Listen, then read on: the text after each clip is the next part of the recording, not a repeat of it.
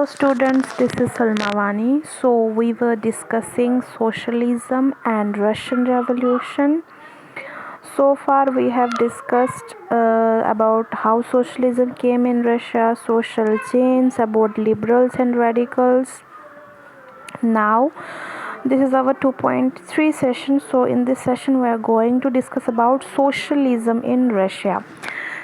अभी तक हमने पढ़ा कि कुछ पॉलिटिकल पार्टीज़ अलग अलग यूरोपियन कंट्रीज़ में बनने लगी। लेबर पार्टी बनी, उसके बाद जर्मनी में भी सोशल डेमोक्रेटिक पार्टी बनी। अब रशिया में इस सोशलिज़म का क्या इम्पैक्ट पड़ा, कौन कौन सी पॉलिटिकल पार्टीज़ बनी जो सोशलिस्ट आइडिया के ऊपर बेस्ड थी। तो 1914 तक ये बता रहा है कि रशिया में जितने भी पॉलिटिकल पार्टीज़ थी वो इलीगल थी, यहाँ पे अलाउ नहीं किया जाता था पॉलिटिकल पार्टीज़ को। तो रशियन सोशलिस्ट डेमोक्रेटिक वर्कर्स ने भी एक पार्टी बनाई थी, वो 1898 में बनाई थी, जो मार्क्स के आइडियाज़ को प्रमोट कर रहे थे और उसी के ऊपर बेस थी और गवर्नमेंट की पॉलिसीज़ को क्रिटिसाइज़ करते थे। लेकिन as per the government policies government ने अलाउ ही नहीं किया था पॉलिटिकल पार्टीज़ को, तो ये रशियन सोशल डेमोक्रेटिक पार्टीज़ को इलीगल ऑर्गेनाइजेशन समझा जाता था और ये बोला जाता था कि ये लेबर्स और वर्कर्स को भड़का रहे हैं। तो कुछ सोशलिस्ट जो रशिया में थे वो कहते थे कि सबसे मेन प्रॉब्लम पीजेंट्स की है, क्योंकि पीजेंट्स की लैंड्स को जो है नोबल्स ने हड़प लिया है। तो इसलिए पीजेंट्स को माना जाता है कि इन्होंने ही रेवोल्यूशन लाया था, ना कि इंडस्ट्रीज़ के वर्कर्स ने। सो हम आगे पढ़ेंगे। फिर 1914 के जो प्रीवियस ईयर्स थे उसमें हम देखेंगे कि क्या हुआ।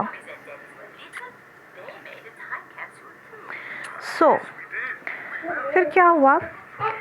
जैसे हमने पढ़ा कि पीजेंट्स ने रेवोल्यूशन लाया था, ना कि वर्कर्स ने। तो main force behind the revolution was peasants.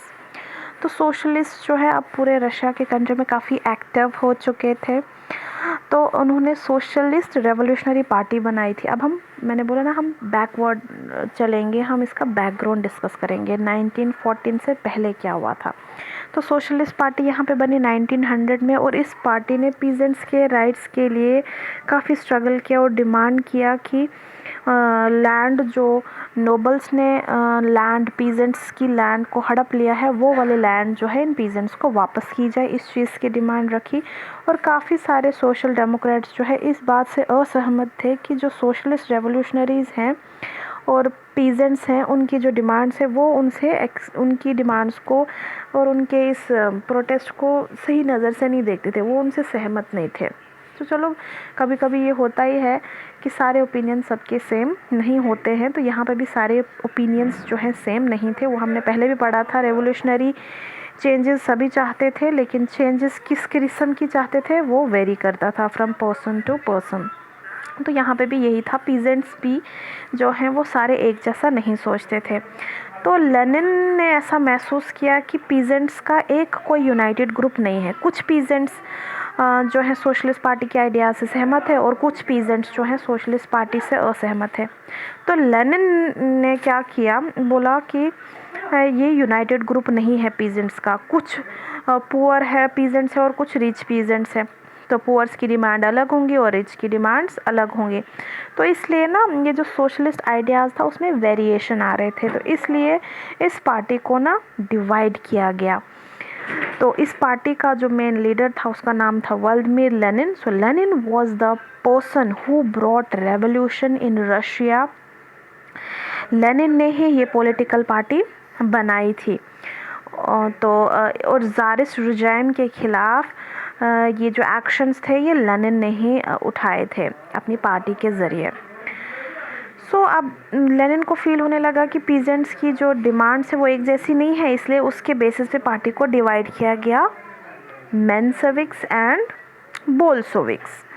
ठीक है, मेंशेविक्स चाहते थे कि पार्टी में जो है सबको इस पार्टी का मेंबर बनाया जाए और बोल्शेविक्स चाहते थे कि नहीं, जो ज़ारिस्ट रिजाइम के खिलाफ प्रोटेस्ट करना चाहता है उसी को हमारी पार्टी का मेंबर बनना चाहिए। तो इस तरीके से वो पॉलिटिकल पार्टी जिसने रेवोल्यूशन लाया था वो सोशलिस्ट पार्टी थी, और ये सोशलिस्ट पार्टी भी, इसमें दो ग्रुप्स थे, बोल्शेविक्स एंड मेंशेविक्स। सो बोल्शेविक्स ने ही जो है रेवोल्यूशन लाया था। अब उसके बाद एक और टॉपिक है 1905 रेवोल्यूशन। मेन रेवोल्यूशन 1917 है, वो हम बाद में पढ़ेंगे, पहले हम उससे पहले वाली चीज़ें पढ़ेंगे क्योंकि हम बैकग्राउंड डिस्कस कर रहे हैं।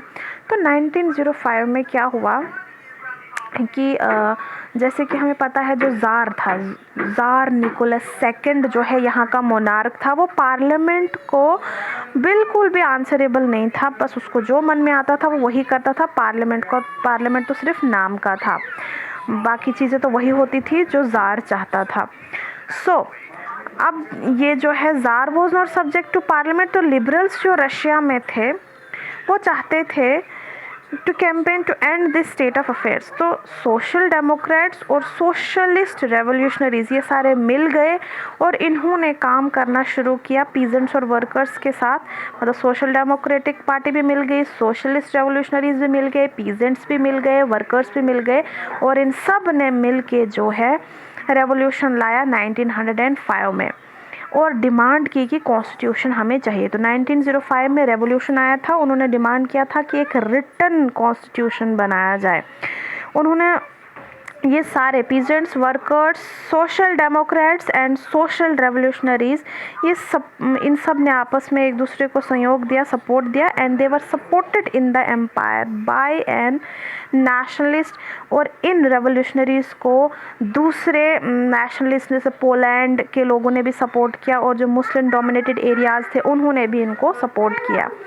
तो फिर क्या हुआ 1904, अब 1905 में रेवोल्यूशन आया, तो उससे एक साल पहले क्या हुआ 1904 वाला जो ईयर था, अब ये 1905 वाला रेवोल्यूशन आया, उसका इमीडिएट काज क्या बना, उसका प्रीवियस ईयर। तो 1904 में क्या हुआ, ये वर्कर्स के लिए बहुत बैड ईयर था, क्योंकि वर्कर्स को जॉब्स नहीं थी, वेजेस कम थी, वर्किंग कंडीशंस बुरी थी, और ऊपर से यहाँ पे जो एसेंशियल चीज़ें थी उनका प्राइस बहुत ज़्यादा बढ़ गया था, और उनके वेजेस, उनकी जो मजदूरी होती थी वो और भी ज़्यादा 20% कम हो गई थी। तो जो मेंबर्स थे और जो वर्कर एसोसिएशंस थे, वो एसोसिएशंस ज़्यादा बनने लगी। वर्कर्स की डिमांड्स को लेके, उनके राइट्स को लेके अलग अलग संगठन बनने लगे, एसोसिएशंस बनने लगी।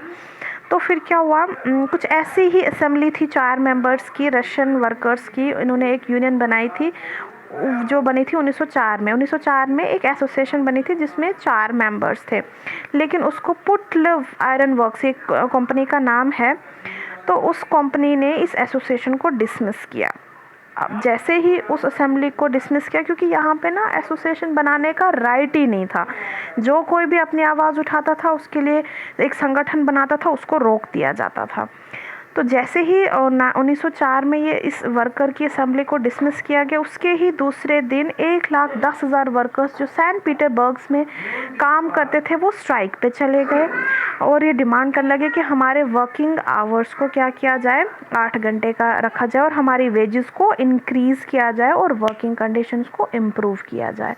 फिर आगे क्या हुआ, जब ये लोग 1904 में ये लोग 1,10,000 लोगों का ग्रुप जो है एक पैलेस की तरफ जाता था, और इस ग्रुप का, ये जो प्रोटेस्ट हो रहा था, ये लोगों का जो झुंड है जो है, इसका लीडर जो था फादर गैपन था। ये विंटर पैलेस की तरफ जा रहे थे, लेकिन इस ग्रुप को, लोगों का जो ये ग्रुप जा रहा था मार्च करने के लिए, इनको पुलिस ने अटैक किया। तो 100 वर्कर्स जो है इसमें मारे गए, और 300 से अधिक भी ज़ख्मी हो गए। तो जब ऐसा हुआ तो इससे और भी ज़्यादा गुस्सा जो है पीजेंट्स और वर्कर्स में आए। तो जिस दिन ये इवेंट हुआ था कि इन लोगों पे अटैक किया गया जो मार्च कर रहे थे विंटर पैलेस की तरफ, उस दिन संडे था, इसलिए इस इंसिडेंट को बोला जाता है bloody Sunday. So what is bloody Sunday? Bloody Sunday, it was an incident which took place in 1904 when the workers were marching towards the winter palace, and this procession was led by Father Gapan, and they were attacked by the police. So severally 100 workers were killed and 300 were wounded. This bloody incident was known as Bloody Sunday, क्योंकि this incident took place on Sunday. उस दिन Sunday था, इसलिए हम इसको bloody Sunday के नाम से जानते हैं. तो फिर क्या हुआ, इस तरीके के कई सारे इवेंट्स जो हैं फिर होने लगे, क्योंकि ये पुलिस ने सोचा और किंग ने सोचा कि ये वर्कर्स डर जाएंगे, प्रोटेस्ट नहीं करेंगे. लेकिन जब जुल्म होता है तो कोई रुकता नहीं, तो ये लोगों ने प्रोटेस्ट करना बंद नहीं किया. ऐसे इंसिडेंसेस और आगे बढ़ते चले गए. हर जगह स्ट्राइक्स होने लगी, यूनिवर्सिटीज़ बंद हो गई, स्टूडेंट्स ने स्कूल से जाना बंद किया और प्रोटेस्ट करना शुरू कर दिया. लॉयर्स, डॉक्टर्स, इंजीनियर्स और बहुत सारे मिडिल क्लास लोगों ने जो है यूनियन बना ली और डिमांड किया कि हमें एक संविधान चाहिए, हम इस राजा की इस डेस्पोटिक रूल को अब नहीं झेलेंगे. तो सारे सड़कों पे उतर आए और प्रोटेस्ट करने लगे. तो इसको हम क्या बोलते हैं, 1905 रेवोल्यूशन. अब हम आगे देखते हैं आगे क्या है टॉपिक. इस रेवोल्यूशन के दौरान ज़ार जो है काफ़ी अब बौखला गया. Tsar allowed the creation of elected consultative parliament और ड्यूमा. अब ज़ार को झुकना पड़ा. ज़ार ने बोला ठीक है, ये जो कॉन्स्टिट्यूशन की डिमांड है मैं इसको एक्सेप्ट करता हूँ, मैं कॉन्स्टिट्यूशन बनाऊँगा. और रशिया के कॉन्स्टिट्यूशन का नाम होता है ड्यूमा, ये याद रखना आप. तो फिर क्या हुआ, रेवोल्यूशन के दौरान काफ़ी सारी जो ट्रेड यूनियंस और फैक्ट्रीज़ जो बनी थी उनको भी क्या कर दिया गया, उनको अलाउ किया गया. और 1905 के बाद बहुत सारी कमेटीज़ और यूनियंस जो हैं वो ऑफिशियली काम करती हैं और अनऑफिशियली भी काम करती हैं. And they were declared illegal. तो कई सारी रिस्ट्रिक्शंस जो पॉलिटिकल एक्टिविटी पे थी वो लगाई गई. ज़ार ने डिसमिस कर दिया ड्यूमा को 75 डेज़ के अंदर. अब देखो, जहाँ ज़ार ने रेवोल्यूशन को देख के बोला कि पार्लियामेंट बनेगा, कॉन्स्टिट्यूशन बनेगा, पार्लियामेंट उसने बनाया और 75 दिनों के अंदर ही उसने पार्लियामेंट को डिसमिस किया. उसकी चाल थी. तो फिर उसने क्या किया, सेकेंड ड्यूमा जो है 3 मंथ्स के अंदर दोबारा बनाया. एक नेशनल असेंबली को डिसॉल्व किया, दूसरी नेशनल असेंबली 3 महीने के बाद बनाई. एक्चुअली वो नहीं चाहता था कि उसकी अथॉरिटी पे कोई क्वेश्चन करे और कोई और आ जाए उसकी पावर को शेयर करने के लिए. उसने वोटिंग लॉज भी चेंज कर दिए. जहां उसने पहले एसोसिएशंस और पॉलिटिकल पार्टीज़ को लीगल बनाया, फिर कुछ देर के बाद उन पे रिस्ट्रिक्शंस लगा दी और फिर से उनको इलीगल करार दिया और नए लॉज बनाए. उसने वोटिंग लॉज भी चेंज किए and packed the third Duma. 3 बार इसने नेशनल असेंबली बनाई, तो तीसरा जो इसने असेंबली बनाया उसको भी डिसॉल्व कर दिया. With conservatives and politicians, liberal और रेवोल्यूशनरीज को इसने इस बार अपनी नेशनल असेंबली से बाहर रखा. तो आपको समझ आ रहा होगा ये क्या कर रहा था. फिर उसके बाद हम कल पढ़ेंगे.